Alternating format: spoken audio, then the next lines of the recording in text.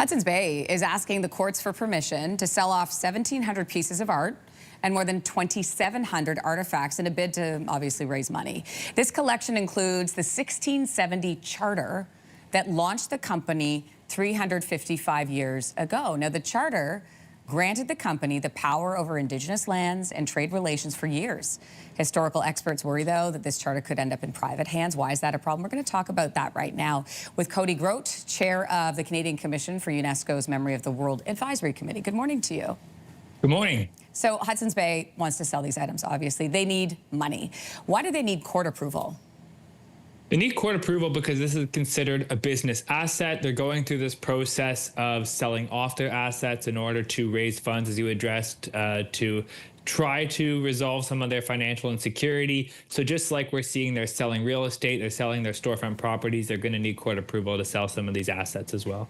So there are thousands, I mentioned, of artifacts, but there's one that is being watched really closely, and I mentioned it. Talk to us about the historical significance of the charter.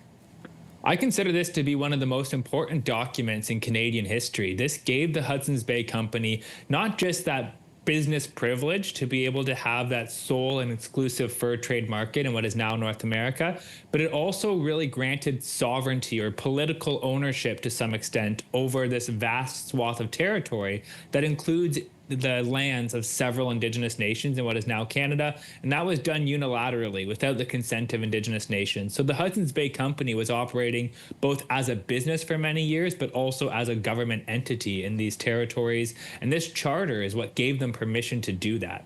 So in your opinion, you don't want to see this go into private hands, correct? Correct. So most of the Hudson's Bay Company archives were donated to the province of Manitoba in 1994. And we have the Hudson's Bay Company archival collection, which has been deemed internationally significant for its historical and cultural value. That's housed at the Archives of Manitoba. But this Royal Proclamation Charter, which has been viewed as a business asset until this past few months when it's going to be sold, that's always been kept in the hands of the Hudson's Bay Company. So my ideal situation, what a lot of people are pushing for, is this to be donated to a public entity, perhaps the Archives of Manitoba. Hard to say that to a company who really needs money. When we look at the value, like the monetary value of this charter, how much are we talking about? I always try to avoid putting a monetary price on this because that's what I'm hoping that we can avoid in this conversation. I think it sort of goes above and beyond a monetary value. Obviously, an auction house is going to try to put a value on it, going to try to put a price tag on it to appeal to a private buyer or perhaps an institution who might want to purchase it.